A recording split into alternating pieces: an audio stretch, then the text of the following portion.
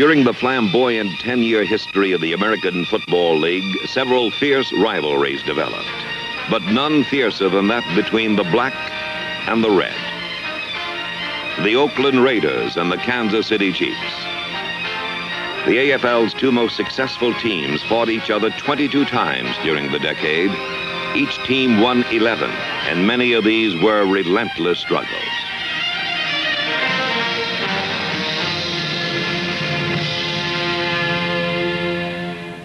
In 1968, Oakland's high-powered offense appeared unstoppable. But in Kansas City, the Chiefs' defense broke down football's most prolific scoring machine. With his best receivers injured, Coach Hank Stram resurrected the old straight T formation. The Chiefs passed a record low 3 times. They ran a record high 60 times. Mike Garrett for 109 yards. Wendell Hayes for 89 yards.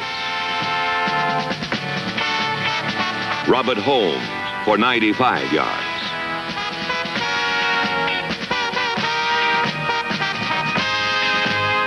Despite adversity, the Chiefs had powered their way to a surprising victory.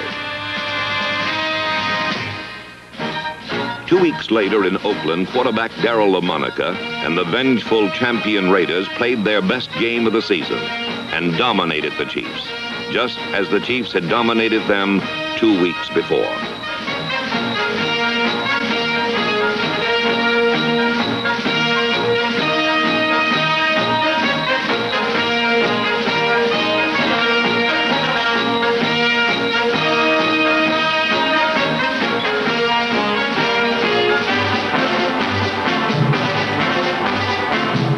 By the end of the 1968 season, Oakland and Kansas City each had won 12 of 14 games, setting up the AFL's first Western Division playoff.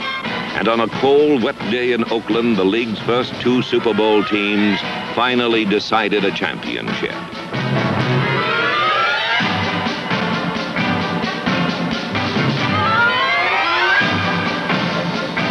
By the end of the first quarter, Darryl LaMonica had fired 3 touchdown passes, and the Raiders led 21-0.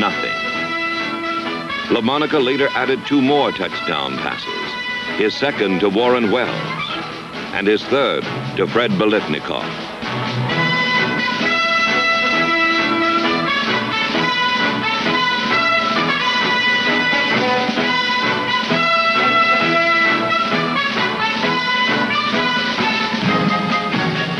For the first time in 5 years, the Chiefs could not score a touchdown. The Raiders ended the Chiefs' 1968 season by giving them the worst beating in their history.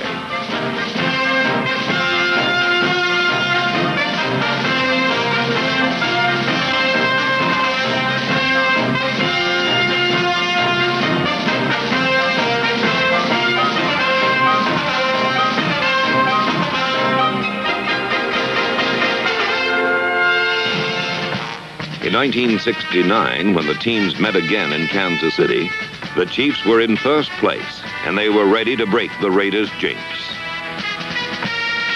Chief quarterback Len Dawson threw the touchdown passes this time, but they were not enough to stave off unforgettable memories.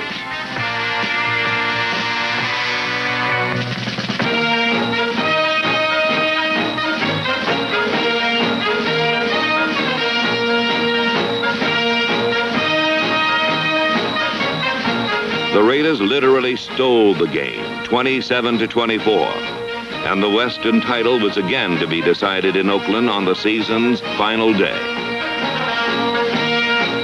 A Dawson knee injury helped dictate another conservative game for the Chiefs. They passed only 6 times. They ran 48 times. But this time they scored only 1 touchdown. The Raiders deployed their customary offense.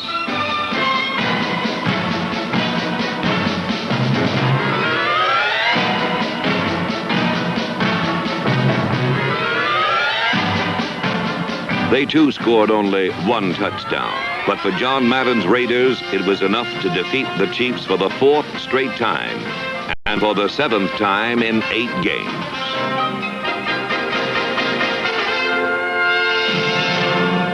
Three weeks later, on January 5th, 1970, Hank Stram and Len Dawson returned to the Oakland Coliseum to try and solve a colossal problem: how to defeat a team which had lost only 4 games in 3 years, a team some called the finest in the game. It was now up to the fiercest rivals in AFL history to decide one final championship in the AFL's last showdown.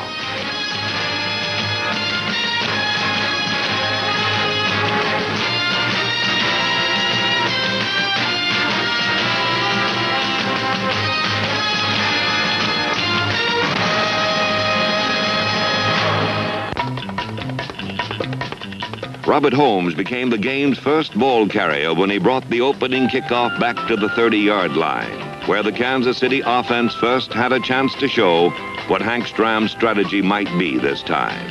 First, Stram wanted to test Oakland's main strength, a pass defense, which had allowed the opposition only a 39% completion rate. The man to run the test was the Chiefs' great receiver, number 89, Otis Taylor. The first man to be tested was number 26, cornerback Nehemiah Wilson.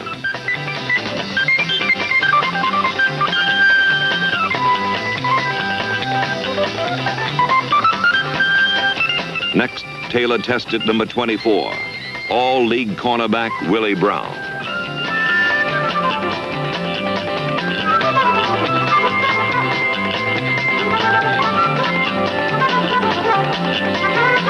In a replay, we can see that Dawson's bomb led Taylor perfectly, but that Taylor's usually sure hands betrayed him this time. Instead of getting within easy scoring range, the Chiefs then spent most of the first half getting nowhere.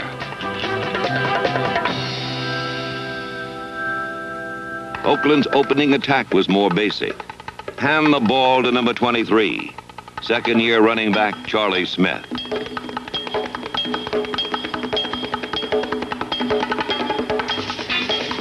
Only a dropped third down pass prevented the Raiders from getting close enough for at least 3 points, as George Blanda's 52-yard field goal attempt fell just a few feet short.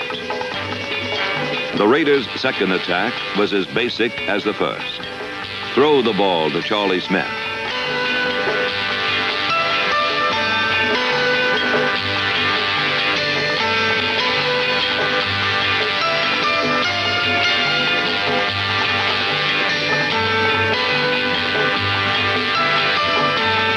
Smith's receiving seemed to open things up for Oakland's other receivers, like number 13, Rod Sherman, and number 33, Billy Cannon. LaMonica had moved into scoring range without using his 2 most potent weapons, wide receivers Fred Biletnikoff and Warren Wells. But now LaMonica sent number 25, Biletnikoff, deep against rookie cornerback Jim Marsalis, number 40.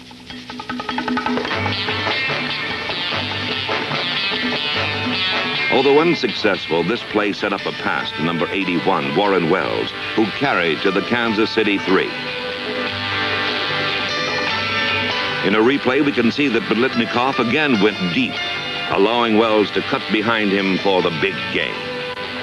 On the next play, Charlie Smith followed perfect blocking to the game's first score, and the Raiders appeared to be well on their way to a championship.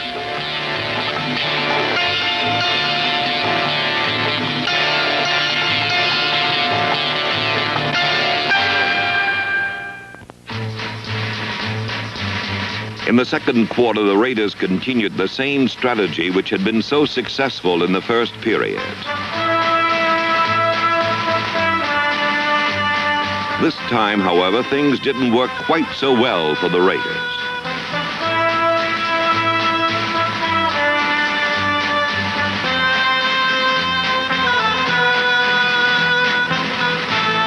Seven times in the first half, the Raiders turned the ball over to the Chiefs. But Kansas City's intricate offense had produced only 2 first downs and an abundance of frustration.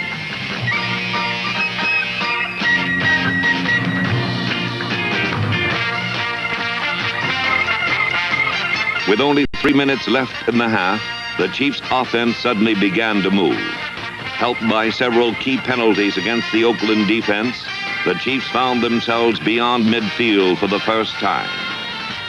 Dawson sent Otis Taylor down the middle to attract attention, and then threw to Frank Pitts for a 41-yard explosion to the Raiders' 1-yard line.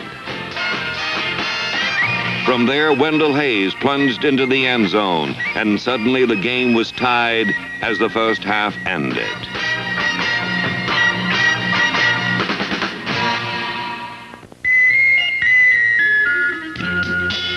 George Atkinson's kickoff return had the Raiders blazing back at the start of the second half.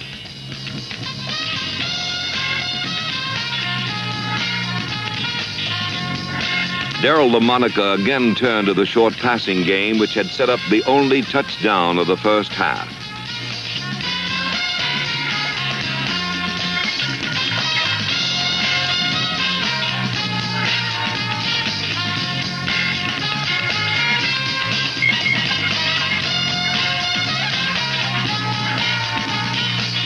A low snap from center destroyed the timing between Holden LaMonica and kicker Blanda, and another easy scoring opportunity had bypassed the Raiders. On the next play, Mike Garrett ripped off the longest run of the day, 12 yards. However, Garrett's fumble was recovered by Tom Keating, who in his excitement attempted to advance the ball, much to the regret of a sideline cameraman. This unusual accident seemed to set off a chain reaction. On the next play, all-pro safety man Johnny Robinson was practically impaled on the head of an official.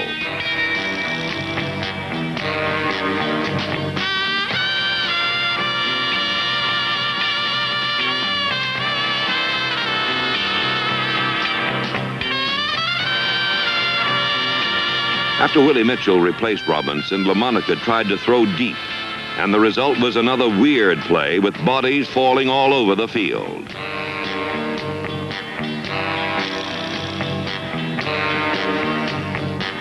The most important fallen body belonged to Darryl LaMonica, who had painfully jammed the fingers of his passing hand into the face mask of defensive end Aaron Brown.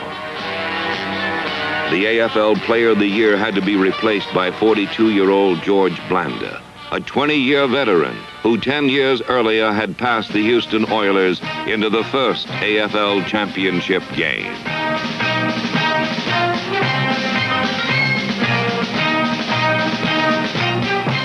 In Houston's Jefferson Stadium against the Los Angeles Chargers, Blanda had accounted for all the Houston points and had led the Oilers to the first AFL Championship.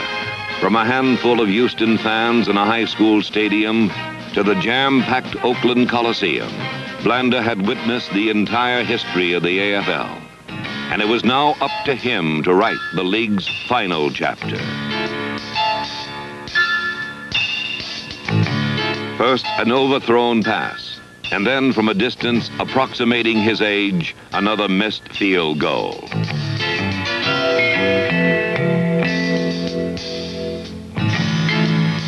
Blanda would have one more chance. On the next series, he began to move the Raiders toward a tie-breaking score.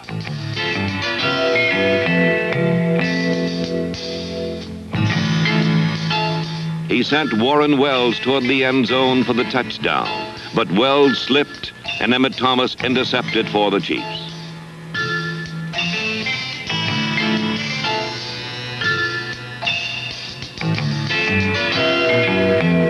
One old pro was through for the day, while another surveyed the wreckage of the previous play.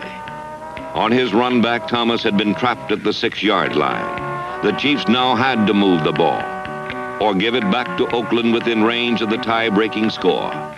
On first down, Dawson threw long for Frank Pitts.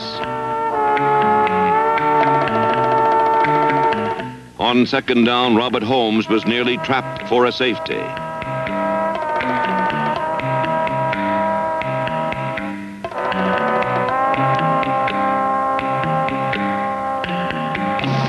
Third down and 14 yards to go from the 2-yard line. If the Raiders could stop this play, they would probably take command of the game.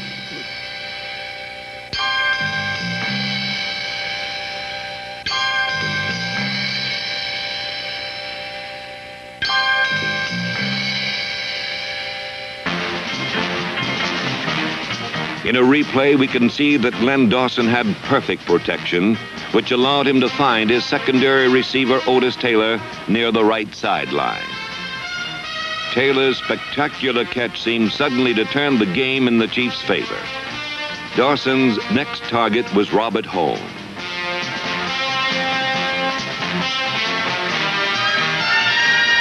The entire Chiefs' offense turned to opening a way for Robert the Tank to pass through.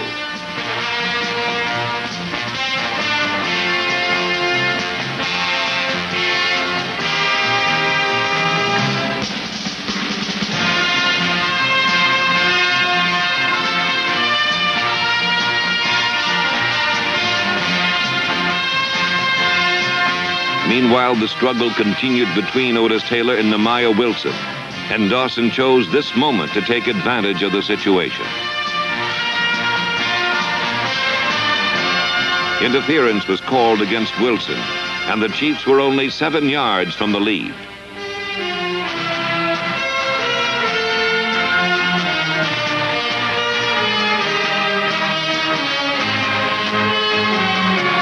In a replay, we can see why an interference call is one of the toughest any official has to make. In 2 plays, Robert Holmes accounted for the rest of the yardage to the Raider goal, and the Chiefs had won a 7-point lead after 3 quarters.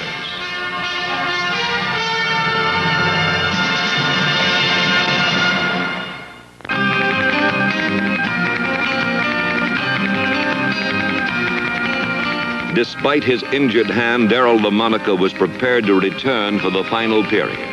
Later he said, "I am the team's leader, and since this is the case, I have to go as long as I can." All the Chiefs had to do was run out the clock and perhaps get close enough to kick the clinching field goal. From 55 yards, Jan Stenerud almost succeeded.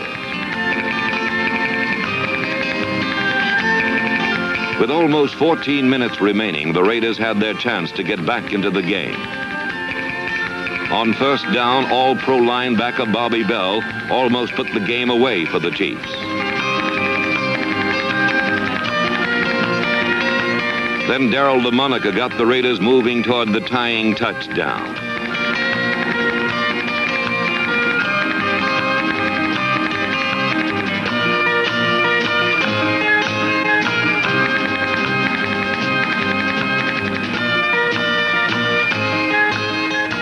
Suddenly, an interception by Jim Kearney began a chain of events almost as bizarre as those of the third quarter. All the Chiefs had to do was run out the clock.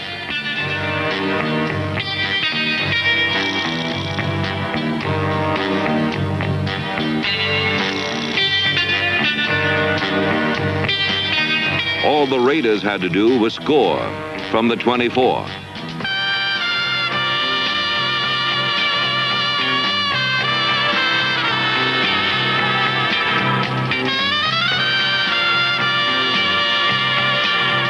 Just run out the clock.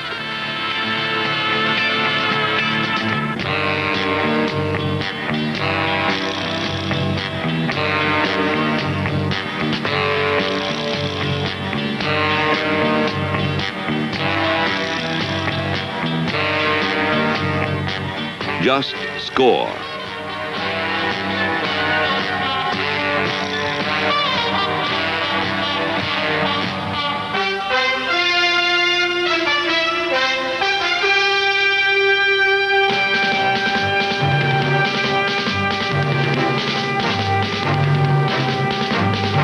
Emmett Thomas's 62-yard dash with his second interception put the Chiefs within easy reach of Jan Stenerud's foot.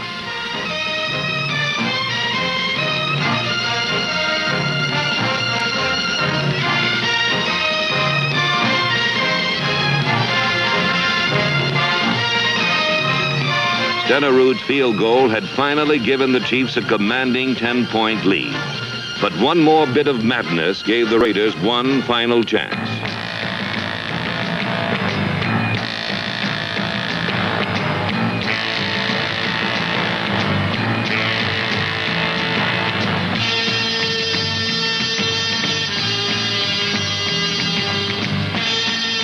Four down from the Kansas City 13.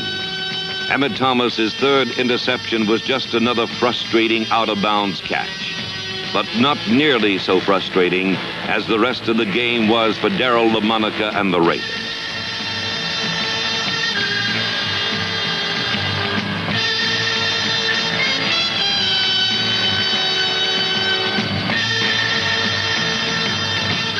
On last down, Aaron Brown finished the Raiders' offense for the season. It was a fitting conclusion, for the Chiefs' joy and the Raiders' frustration were due most of all to a great Kansas City defensive team. Despite a courageous effort by the AFL Player of the Year, the Western Division champion Raiders could not cope with the Chiefs' defensive team, which is finally gaining recognition as the game's toughest.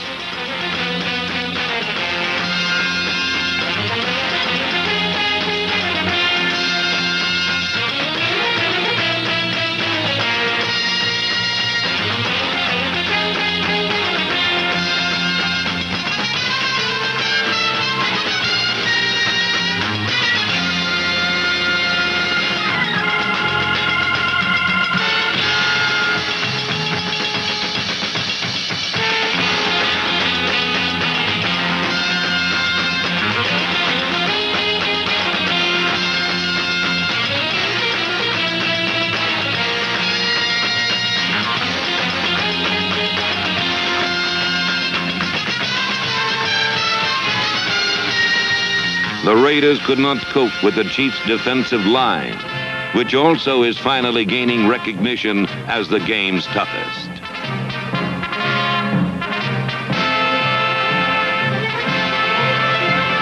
Defensive ends Aaron Brown and Jerry Mays. Tackles Buck Buchanan and Curly Culp. Buchanan, Brown, Mays, Culp. The Raiders could not cope with a defensive end named Aaron Brown.